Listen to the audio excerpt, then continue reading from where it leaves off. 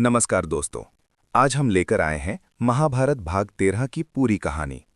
पिछले भाग में आपने देखा कि पांडवों ने अपना वनवास और अज्ञातवास पूरा कर लिया था। अब समय आ गया था कि उन्हें उनका अधिकार वापस मिले। युधिष्ठिर युद्ध नहीं चाहते थे, वे शांति चाहते थे, वे केवल न्याय चाहते थे। लेकिन दूसरी ओर दुर्योधन के मन में अहंकार, ईर्ष्या और हठ भरा हुआ था। आज के इस भाग में आप जानेंगे पांडवों ने कैसे शांति का मार्ग चुना, श्री कृष्ण कैसे शांति दूत बनकर हस्तिनापुर गए, दुर्योधन ने किस तरह भगवान श्री कृष्ण का अपमान करने की कोशिश की और कैसे अंततः महाभारत युद्ध लगभग निश्चित हो गया। तो आइए शुरू करते हैं महाभारत भाग 13 की पूरी कहानी। 1। पांडवों की शांति की इच्छा। वनवास समाप्त हो चुका था, अज्ञातवास भी सफलतापूर्वक पूरा हो गया था। अब धर्म के अनुसार पांडवों को अपना राज्य वापस मिलना चाहिए था। उपप्लव्य में पांडव, श्रीकृष्ण, द्रुपद, विराट और अन्य मित्र राजा एकत्र हुए। सभा में सभी का ध्यान एक ही प्रश्न पर था, क्या कौरव न्यायपूर्वक इंद्रप्रस्थ लौटाएंगे? भीम का क्रोध अभी भी शांत नहीं हुआ था। अर्जुन जानते थे कि युद्ध भयानक होगा। नकुल और सहदेव भी अपने अधिकार के पक्ष में थे। द्रौपदी के हृदय में अभी भी अपमान की अग्नि जल रही थी। लेकिन युधिष्ठिर ने कहा, यदि बिना युद्ध के समाधान हो जाए, यदि शांति से राज्य मिल जाए, यदि प्रजा का रक्त न बहे, तो वही श्रेष्ठ होगा। युधिष्ठिर धर्मराज थे। उनके लिए विजय से अधिक महत्वपूर्ण था धर्म। उन्होंने निश्चय किया कि पहले शांति का प्रयास किया जाएगा। 2. द्रुपद के पुरोहित को दूत बनाकर भेजना। सबसे पहले राजा द्रुपद के पुरोहित को हस्तिनापुर भेजा गया। उन्हें ये संदेश देकर भेजा गया कि पांडव अपना अधिकार चाहते हैं, उन्होंने वचन पूरे किए हैं। अब न्याय यही है कि उन्हें उनका राज्य लौटा दिया जाए। पुरोहित हस्तिनापुर पहुंचे। उन्होंने धृतराष्ट्र की सभा में पांडवों का संदेश सुनाया। सभा में भीष्म, द्रोण, कृपाचार्य, विदुर और कर्ण भी उपस्थित थे। पुरोहित ने स्पष्ट कहा, पांडव युद्ध नहीं चाहते, वे शांति चाहते हैं, लेकिन यदि उन्हें उनका अधिकार नहीं मिला तो ये अन्याय होगा। सभा में कुछ समय के लिए मौन छा गया। भीष्म और विदुर जानते थे कि पांडव धर्म के मार्ग पर हैं। द्रोणाचार्य भी समझते थे कि न्याय पांडवों के साथ है। लेकिन दुर्योधन के चेहरे पर अहंकार साफ दिखाई दे रहा था। उसे ये बात स्वीकार नहीं थी कि पांडव फिर से शक्तिशाली बनकर लौट आए हैं। 3. धृतराष्ट्र की चिंता, दुर्योधन का हठ। धृतराष्ट्र के मन में भय था। वे जानते थे कि यदि युद्ध हुआ तो कौरव वंश पर विनाश टूट पड़ेगा। उन्हें अपने पुत्रों से प्रेम था, लेकिन वे ये भी जानते थे कि दुर्योधन अधर्म के मार्ग पर चल रहा है। विदुर ने धृतराष्ट्र से कहा, राजन, अभी भी समय है। पांडवों को उनका अधिकार दे दीजिए, यही न्याय है, यही कल्याण है। भीष्म ने भी समझाया, दुर्योधन, अहंकार त्याग दो। पांडव तुम्हारे ही भाई हैं, उनसे युद्ध का अर्थ है अपने ही कुल का नाश। लेकिन दुर्योधन ने किसी की बात नहीं मानी। उसने कठोर स्वर में कहा, मैं राज्य का एक अंश भी नहीं दूंगा। ये सुनकर सभा में बैठे अनेक महापुरुष दुखी हो गए। उन्हें लग गया कि दुर्योधन का हठ विनाश की ओर ले जा रहा है। 4. संजय को पांडवों के पास भेजा गया। धृतराष्ट्र ने अंतिम प्रयास के रूप में अपने विश्वसनीय मंत्री संजय को पांडवों के पास भेजा। संजय उपप्लव्य पहुंचे और उन्होंने युधिष्ठिर के सामने धृतराष्ट्र का संदेश रखा। धृतराष्ट्र का संदेश था, युद्ध में भयंकर विनाश होगा, इसलिए शांति का मार्ग अपनाओ। संजय ने पांडवों को समझाने का प्रयास किया कि वे युद्ध से बचें, लेकिन युधिष्ठिर ने शांत स्वर में उत्तर दिया, हम युद्ध नहीं चाहते, हम केवल अपना अधिकार चाहते हैं। यदि हमें न्याय मिल जाए तो हम प्रसन्नतापूर्वक शांति स्वीकार करेंगे। फिर युधिष्ठिर ने एक बहुत विनम्र प्रस्ताव रखा, यदि वे पूरा राज्य नहीं देना चाहते तो हमें केवल 5 गांव दे दें, अविष्ठल, वृकस्थल, माकंडी, वारणावत और एक अन्य ग्राम। हम उसी में संतोष कर लेंगे। ये प्रस्ताव बताता था कि पांडव युद्ध से कितना बचना चाहते थे। वे साम्राज्य नहीं, केवल सम्मानपूर्वक जीवन चाहते थे। संजय ने ये संदेश सुना और समझ गए कि पांडवों के मन में लोभ नहीं, केवल न्याय है। 5.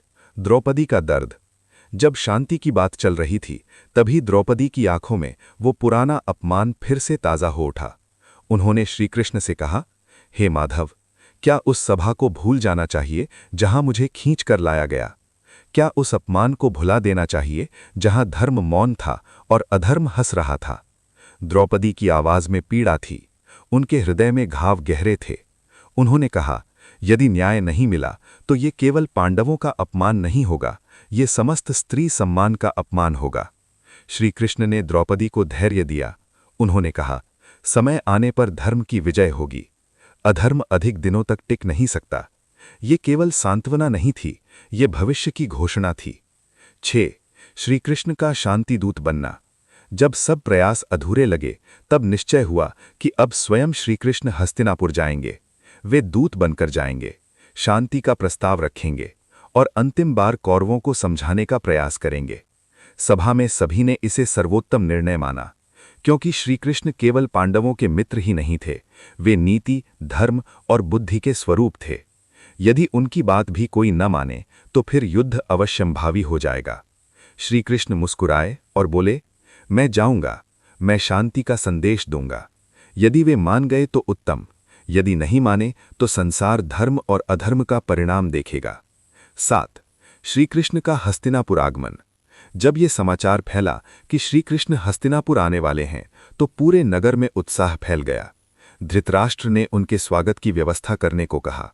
भीष्म, द्रोण, कृपाचार्य, विदुर और अन्य सभी उनके आगमन की प्रतीक्षा करने लगे। दुर्योधन ने भी भव्य स्वागत की तैयारी कराई।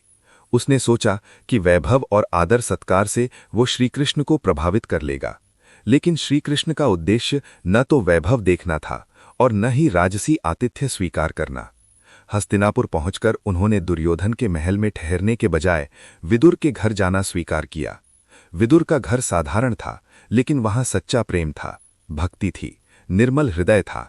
कहा जाता है कि विदुर और उनकी पत्नी ने अपार प्रेम से श्रीकृष्ण की सेवा की। भगवान को राजसी भोजन नहीं, भक्ति का भाव प्रिय था। ये दृश्य अपने आप में एक शिक्षा था। जहां प्रेम और सच्चाई हो, वहीं भगवान का निवास होता है। 8.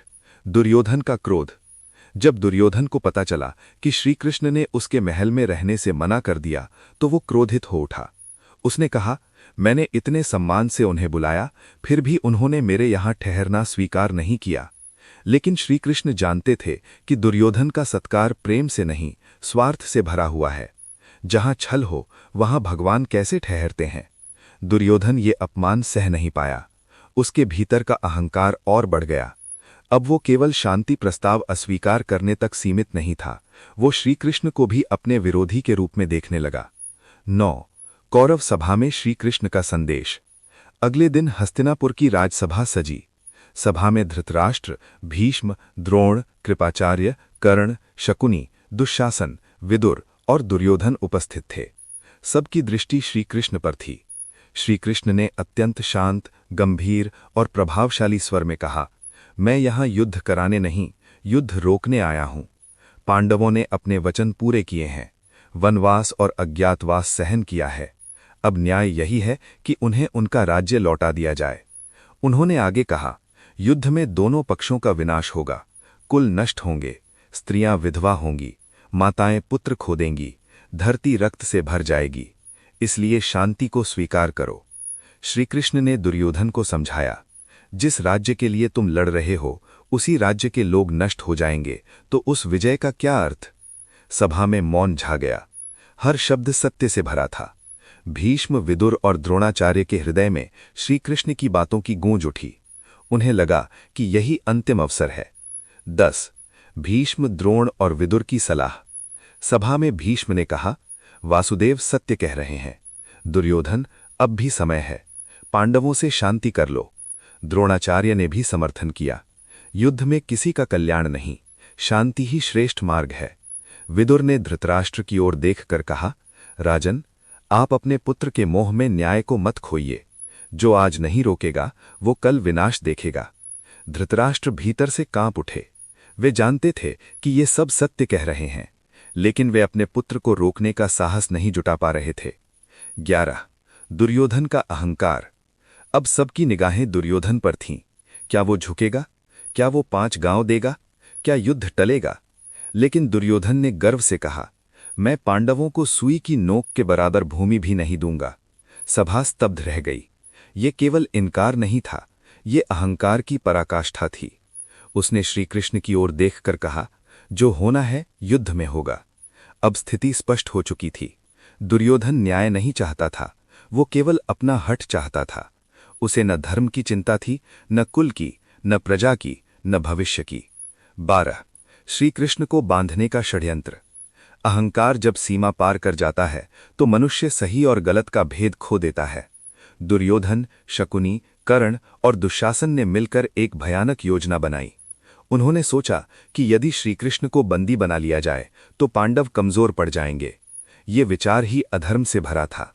सभा में ही दुर्योधन ने सैनिकों को संकेत दिया कि श्रीकृष्ण को पकड़ लिया जाए। विदुर ये सुनकर क्रोधित हो उठे। भीष्म ने भी इसे घोर मूर्खता कहा। द्रोणाचार्य स्तब्ध रह गए। लेकिन दुर्योधन के विवेक पर अहंकार ने पर्दा डाल दिया था।